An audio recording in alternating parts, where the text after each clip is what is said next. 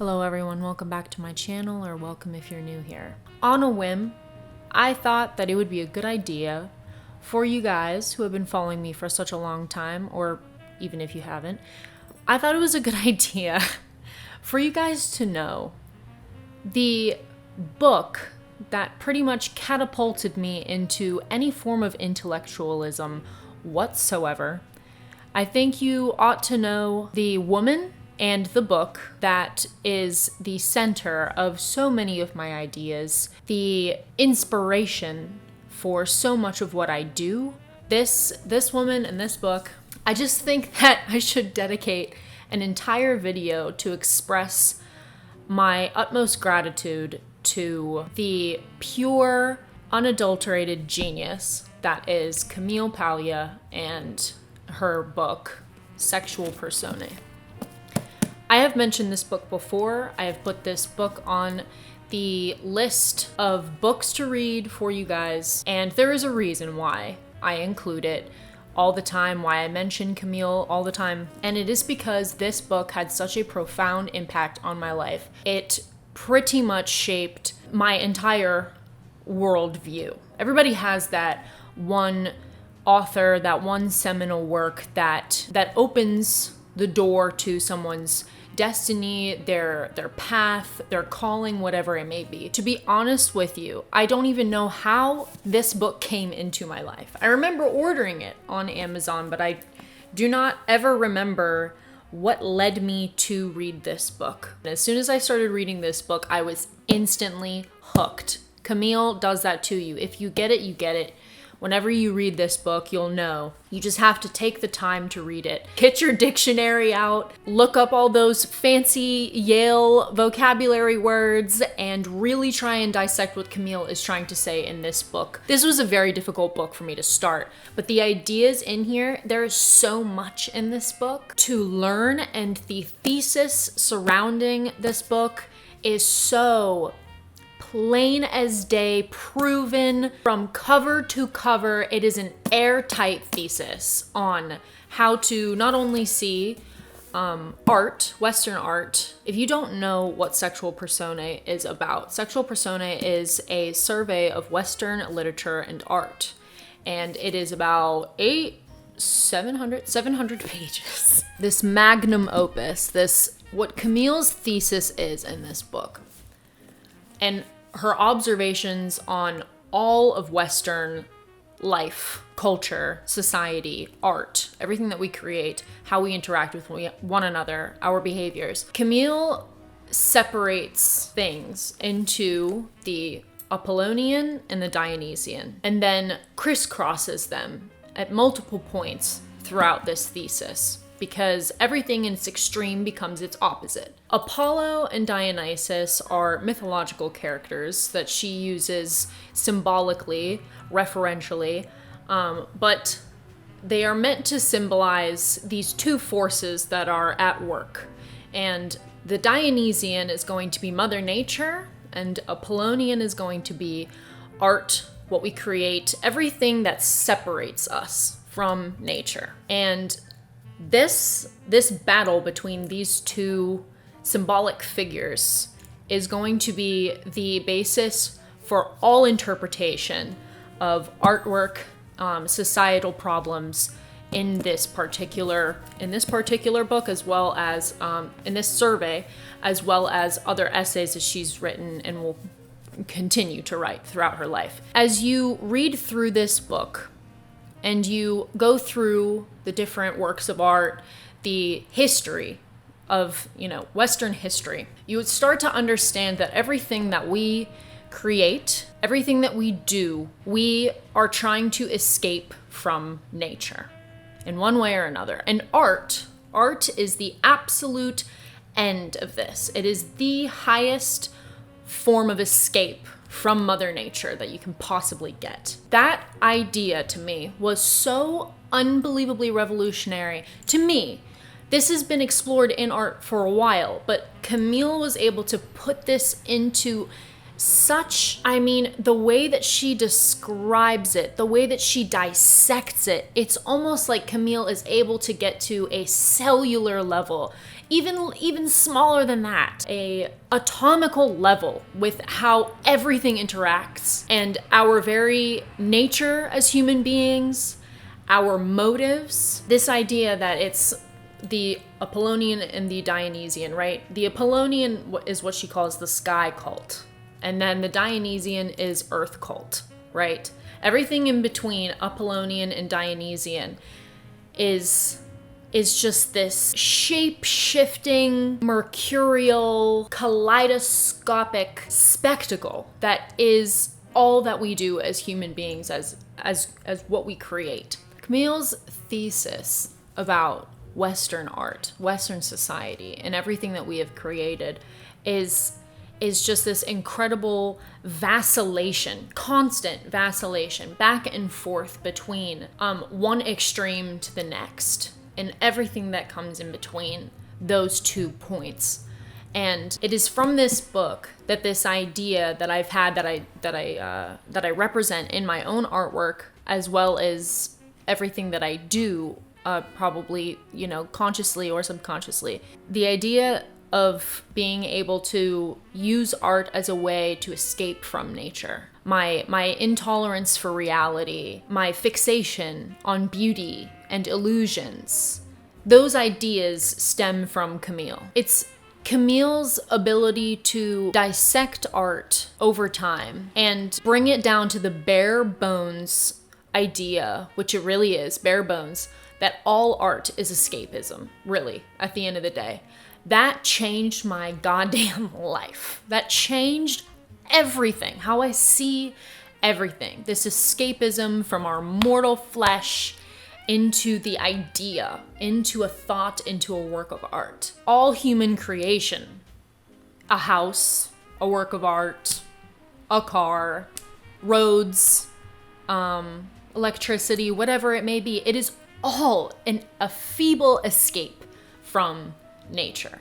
And on the very opposite end, towards the Apollonian, you have aestheticism. You have this fixation on beauty and art and living in this very, very extreme artificial way. The ability, I've said this before, the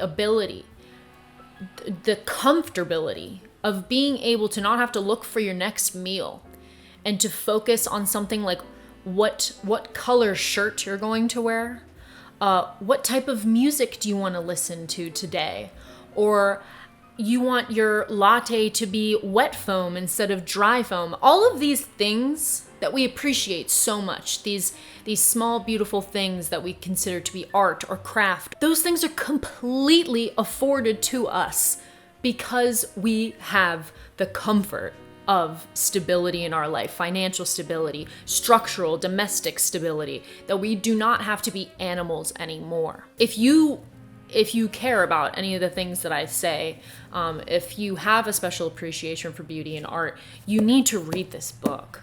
You really do. Even if you don't identify with a lot of Camille's beliefs, this woman has something to say.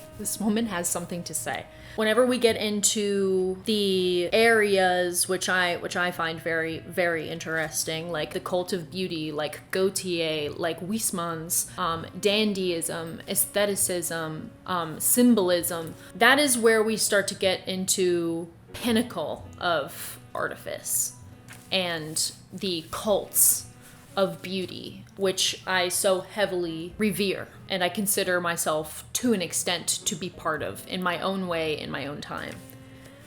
Yet the beginning part of the book where Camille explains her thesis in depth and describes the birth of the Western eye, which is this kind of being able to take nature and time and capture it, and to be able to fix it at a point in time, which would be a photo, a painting, a work of art. This idea, the Western eye is this freezing of time, this taking experience and making it and immortalizing it in an idea. So she talks about that. She talks about the idea of course, the Apollonian and the Dionysian, the battle between nature and art, and vice versa, how they become subverted. What I think you guys should know is I get a little bit more into what I'm reading whenever I start to read about the cults of sex and beauty, cults of artifice, the cult of Gautier's Mademoiselle de Maupin, Huysmans' Au revoir, which is against nature, quite literally, called against nature. When we get into people like Oscar Wilde and A Picture of Dorian Gray, I would say Camille is fascinated by things like decadence. Camille is very interested in what happens at the ending stages of society and what sexual personae comes out at those periods of time. I've said this before, we live in a decadent time period right now. Decadent time periods are always associated with artifice, with rapid variation and change, loosening morals, egotism, individuality, perversion. Camille, like myself also, I got this from Camille. We are fixated on things like decadence, the worship of beauty, aesthetics, and art. That worship, that cult, you could say, in certain time periods, that is birthed from decadence. And while I do think, because I obviously have ideas of my own that are separate, I just did a video that I think that beauty can actually inspire us to do good things, that it doesn't have to inspire us into hedonism. But I do also believe that beauty is a destructive force. And that comes from Camille. Again, I do believe that beauty, maybe if it is if you could call it a natural thing at some point in a conversation, beauty can act like Mother Nature and assume a role on our planet to degrade, to do the natural thing that some things need to die. And that is what beauty's possible placement in our world is for, it is a dissolvent that comes from Camille, that it was inspired from Camille. I talk about the 1890s a lot, and I only figured out about the 1890s through this book, through Camille. It's just, this is a survey, right? So whenever you see something like this, whenever you read a book like this, you don't just read this book. You read the books within this book. You look at the artwork in this book.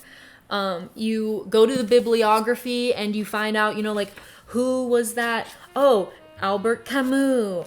Oh, Emily Dickinson. Oh, Shelley. You go into the bibliography, you look up who these authors are, you look up who these books are. I found one book that led me to another book, or one artist led me to another artist, or whatever it may be. A philosophy even, solipsism, this idea that I talk about solipsism and solitude and everything, and the importance of that, what that has to do with femininity and everything, comes from Camille.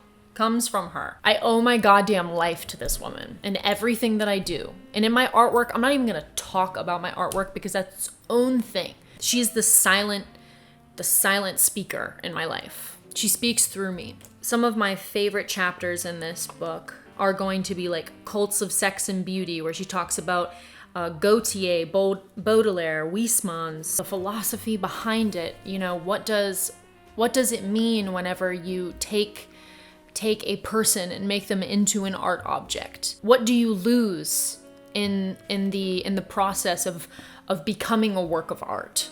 Making your life into a work of art. You lose, when you do that, according to Camille's theory, right? You lose your humanity. You lose your materiality, and you can lose your goddamn mind. In the case of Huysmans, in the case of Des Essence in Au revoir. But those things are so interesting to me. Théophile Gautier saying that I am for whom the visible world exists. That came from this book, and I was blown away by that phrase. That is the most beautiful thing I've ever heard in my life. This idea that the world can be seen through an artist's eyes, and that world was placed there for them to be able to enjoy it, not just for entertainment, but but for like, it's a soul fulfilling thing to be able to look at the world and see art and not just see filth and barbarianism and all of the horrible, horrible things that happen, to be able to actually see past that and see the beauty and see the art in everyday life. Aestheticism is incredible in that way. You can call me maybe detached from reality. You can maybe say that I need a reality check, that I need to get back to work, that I whatever. But beauty has saved my life in so many ways. Beauty is the only way that I can, looking through the lens of beauty is the only way that I can live. Being able to dissect that, to have someone explain it in this much detail about what beauty is, where it originates, where art originates from, as escape from nature, to understand those things, put me on whatever course I'm on right now. I feel lost in many ways, but I do also feel like I have this purpose to turn my life into a work of art, to create a lifestyle around art, which is what I talk to you guys about, through the senses, through taking your time, and through being deliberate and respecting beauty, not using it up and tossing it away and throwing it away, disposable. This idea that it's all just this, it's this great escape from nature. And in a way, it's this escape from ugliness, as ugliness is not necessarily physical ugliness. It's just that ugliness represents the lowest a human being can go, the least amount of respect they can have for themselves and for everyone around them, everything around them. This idea that, ugliness hurts you, that ugliness is a disease, is this idea that ugliness inspires us to do worse, to be more cruel, to be worse. And beauty inspires us to be good. Whereas in many cases too, beauty can also inspire you to absolute insanity. I gotta keep my head in check all the time, because trying to lead a life that is purely based off of beauty and art, and these up here sky cult lofty things, these Apollonian things, you detach from reality. Whenever reality does hit you, it hits hard, and you're not prepared for it. You feel like an infant. You feel completely and totally unprepared to handle real life, and it can be devastating. It's through Camille that I know those things, through my own experience too, actually trying to live that way and discovering, having the actual experience of those feelings and everything. But setting me on the course towards that was this book. I've read a few other collections of essays from Camille, but I come back to this book time and time again. I come back to this book all the time because it reels me back in. It grounds me because it's so airtight. Everything that she says in here is solid gold. It makes sense. She may have very floral, very, very high brow language, but when you actually read it and you actually get your dictionary out and define the words and you learn how to speak her language, you will understand that she cuts through things with a diamond tip. It's like all of reality is suddenly explained to you and makes complete sense. Everything is that dichotomy that she talks about, and everything in between, all of the interchangeability of those two, of Mother Nature and art, of the Apollonian and the Dionysian, of sky cult versus earth cult, whatever. There's multiple names, but I just saw I saw one of my favorite YouTubers he's doing a multiple part series dissecting this book and talking about this book to his fans, and that just inspired me to remind myself as well as remind all of you what videos you guys are watching, because I am so proud to call Camille my main influence, my the mother of all the things that I hold, all of my ideas. My first and primary influence is Camille. Always. I will defend Camille until the day I die, because I don't think she's anybody's enemy. She just came out fists blazing in the 90s, assaulting all the insulting all the feminists and everything, but Camille has a lot of things to say for everybody, because I genuinely believe that like what Camille talks about is like total and absolute truth. If you just listen to her, if you'd actually just take a naked eye to like what you see going on in the world, your interactions with people, the art that you see in the museum, just the very fabric of fucking reality. Camille's got it. She locked it down in the 90s. Yeah, just wanted to talk about my favorite person. I've actually emailed Camille because I wanted to like speak with her like one-on-one.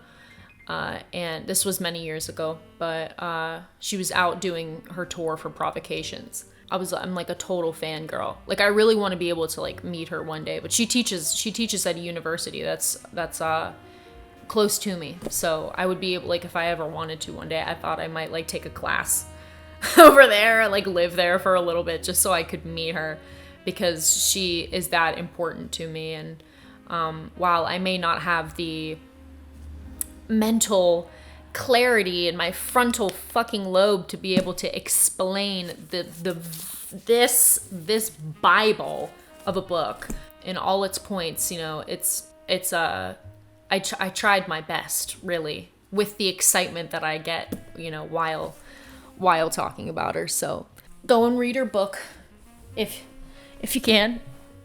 Rip off the cover. Sorry, Camille, I hated your cover. I thought it was ugly. The rest of the book is stunning. That's just a little random video for you guys this week. Please do not forget to like and subscribe. Please do not forget to comment on this video. Hit the bell for notification. I never say that. Does it matter? I don't know. All right. Enjoy the rest of your weekend, my lovely, lovely people. Au revoir.